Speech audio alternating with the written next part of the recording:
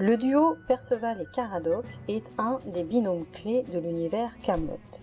C'est un moteur d'humour et de situations ubuesques. Chacun d'eux a une personnalité bien à lui, mais qui s'épanouit en présence de l'autre. Faisant preuve d'une autonomie propre dès le début de l'histoire, Perceval et Caradoc, en fondant leur clan autonome, puis en organisant la résistance à Kaamelott, vont devenir de véritables managers. Ils mobilisent une compétence clé qui est celle de l'invention.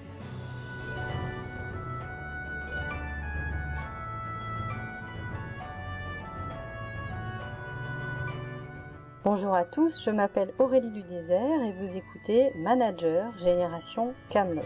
Dans cet épisode, nous poursuivons notre exploration de l'univers Kaamelott pour réfléchir à la pratique de management en situation de crise. En s'appuyant sur les personnages de Perceval et Caradoc, je vous propose de discuter de l'apport et des limites d'un management principalement fondé sur l'invention.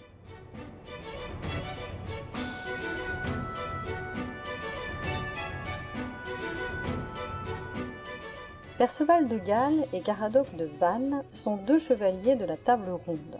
Ils se rencontrent à la taverne lorsqu'Arthur lance son appel à chevaliers pour fonder la table ronde.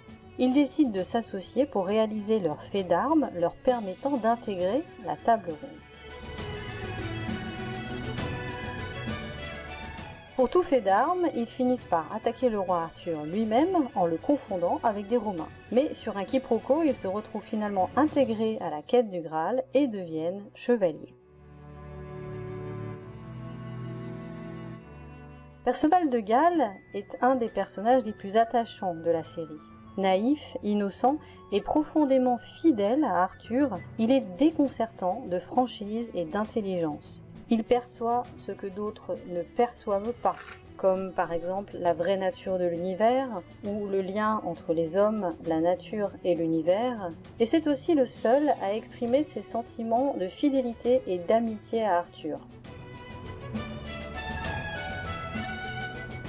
Pourtant, il est totalement désarçonné par les aspects pratiques de la vie. Par exemple, il est convaincu qu'il peut déverrouiller une porte avec une chemise. Il ne sait pas où est le nord et où est le sud, et il pense qu'un demi-poulet est un poulet qui marche sur une patte. Il est donc la figure poétique et enfantine de la série. Caradoc de Vannes, lui, a une toute autre personnalité. Il est ambitieux, convaincu qu'il sait manager, mais selon ses propres règles et selon ses propres codes. Fin gastronome et mangeur excessif, il aime la vie et il aime partager ses idées autour de repas et de verres à la taverne. Ce côté chaleureux et décalé, à la fois quant aux codes sociaux et quant aux règles, en font un personnage qui complète la personnalité de Perceval.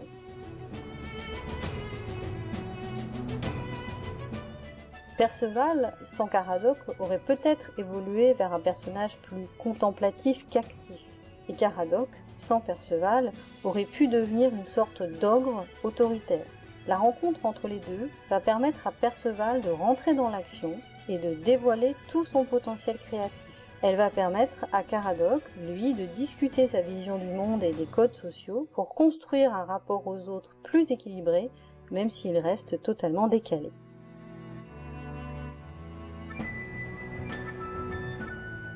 En somme, Perceval et Caradoc vont, ensemble, avancer grâce à l'inventivité permanente que crée leur amitié. Et c'est bien en mobilisant cette compétence de l'invention qu'ils vont manager leur clan, puis la résistance.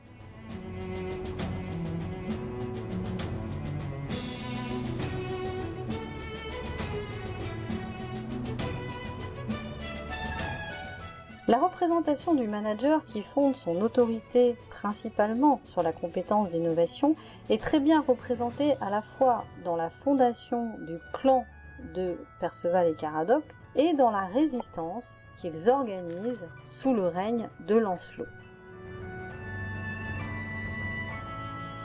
D'abord, l'un comme l'autre, Perceval comme Caradoc, sont dans la posture que j'ai appelée la posture du deux. Ils sont toujours ensemble et ont besoin l'un de l'autre pour inventer et donc avoir leurs compétences. Seuls, cela ne fonctionne pas. Du coup, ils passent leur temps à discuter ou à se chamailler et ces phases de débat parfois houleux, leur permettent de créer et d'imaginer des solutions rocambolesques et inattendues, mais parfois non dénuées d'intérêt.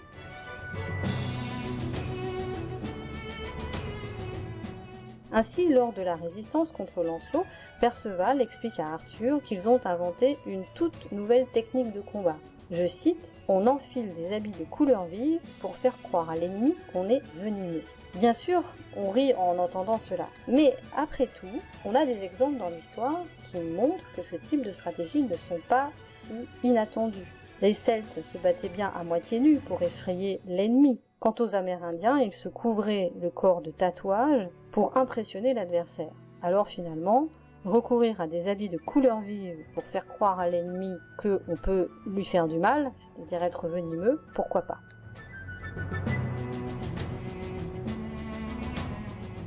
L'inventivité de Caradoc et de Perceval les conduit même à organiser toute la résistance sous terre, sous le règne de Lancelot, en creusant un réseau de tunnels sous le château de Camelot. Cette idée va rassembler les partisans de la résistance et c'est la seule forme réelle de résistance structurée qui va apparaître face à Lancelot.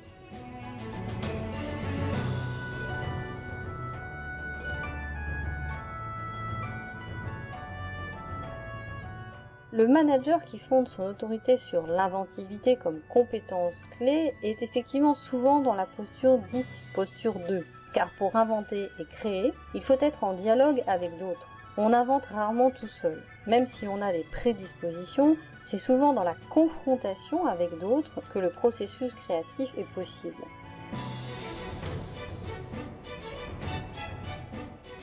Ce type de management est très fédérateur car il est enthousiasmant. Il ouvre à de nouveaux possibles qui sont une forme de respiration dans la monotonie de l'organisation.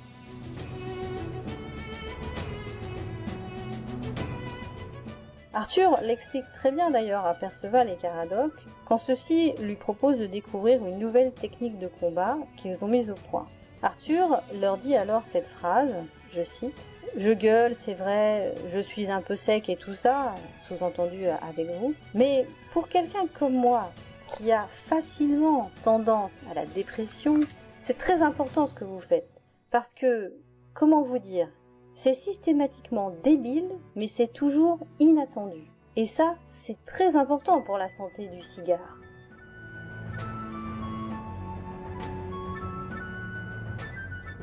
C'est pour cela finalement que Perceval et Caradoc arrivent à rassembler autour d'eux, aussi bien dans leur clan que pour la résistance. Ils créent de nouveaux possibles.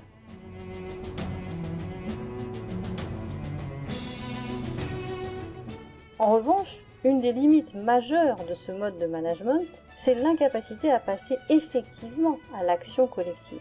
À force d'inventer en permanence, tout peut donner lieu à discussion, à controverse, à nouvelles créations, et l'action collective peut ne jamais aboutir.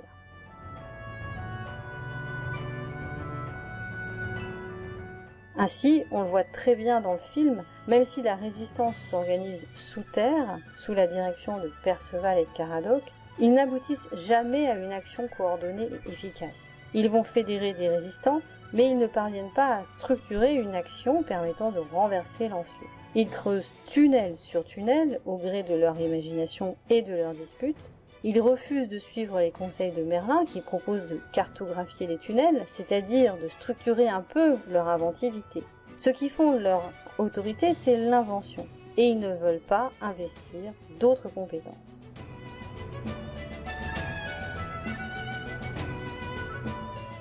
Et c'est bien sûr un danger en situation de crise de ne fonder son autorité que sur l'invention. Les salariés ont en effet dans ces moments-là besoin de cadres clairs et ils ont aussi besoin d'être rassurés. Sans un minimum de structuration, l'invention permanente peut créer un sentiment d'insécurité qui s'ajoute à celui qui est déjà ressenti par la crise. On le voit là aussi dans le film. Pendant la Résistance, avant l'arrivée d'Arthur, Caradoc et Perceval passent leur temps à réexpliquer leur invention aux équipes qui sont totalement perdues et de plus en plus sceptiques face au foisonnement d'idées permanentes. Arthur, lui, saura s'appuyer sur l'inventivité et l'invention de Caradoc et Perceval pour renverser Lancelot. Il le fera assez simplement en cadrant et en posant les limites de l'invention. De fait, à partir d'un certain temps, l'invention doit céder la place à la coordination et l'organisation pour pouvoir mener une action collective efficace.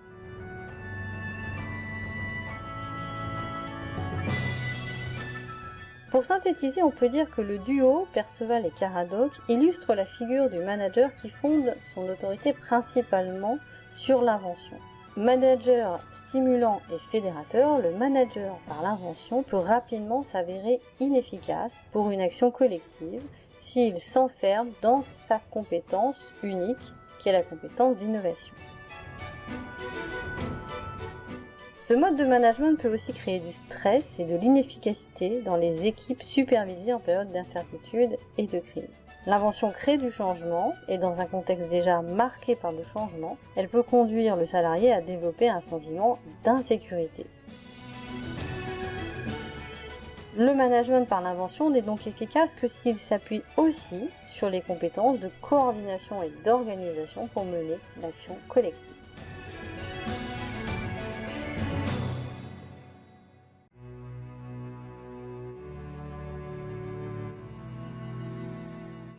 J'en arrête ici pour cet épisode, je vous remercie pour votre écoute et si cette émission vous a intéressé, n'hésitez pas bien sûr à la partager largement sur les réseaux sociaux.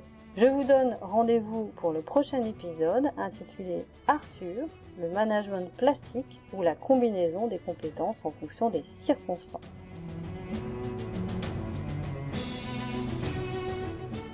Ce podcast est une production originale disponible sur Spotify, YouTube.